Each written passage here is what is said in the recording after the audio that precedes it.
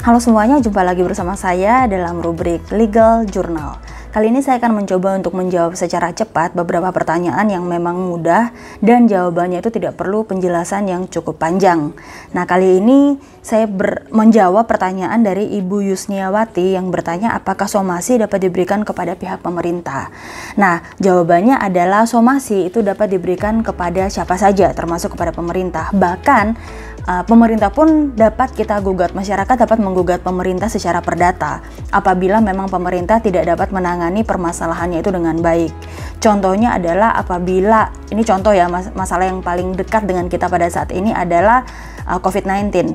Ketika masyarakat melihat dan merasakan bahwa pemerintah tidak menangani secara profesional dan secara cepat penanganan dari permasalahan COVID-19 ini, dari coronavirus disease ini, maka masyarakat pun boleh untuk atau memiliki hak untuk menggugat pemerintah.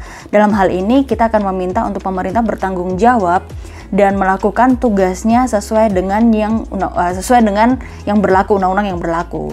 Kenapa? Ya pasal 1365 kita Undang-Undang Hukum Perdata itu menjelaskan bahwa tiap perbuatan yang melanggar hukum dan membawa kerugian kepada orang lain mewajibkan orang yang menimbulkan kerugian itu karena kesalahannya untuk menggantikan kerugian tersebut. Nah, tiap perbuatan ini tidak mengarah kepada oknum atau kepada orang atau kepada siapa gitu ya, sehingga dalam hal ini perbuatan melawan hukum atau yang menimbulkan kerugian ini, yang menyebabkan kerugian ini tidak hanya orang perorangan, tidak hanya badan hukum swasta, tetapi juga termasuk dengan pemerintah.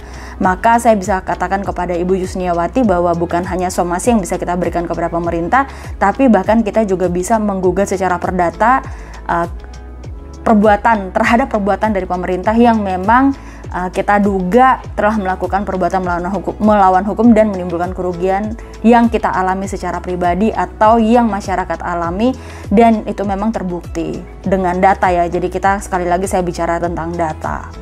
Semoga ini bisa membantu Ibu Yusniawati dan juga yang lainnya yang mungkin juga memiliki pertanyaan atau mungkin berandai-andai ya dengan pertanyaan ini ya, apakah memang pemerintah bisa disomasi ataukah memang juga pemerintah bisa digugat.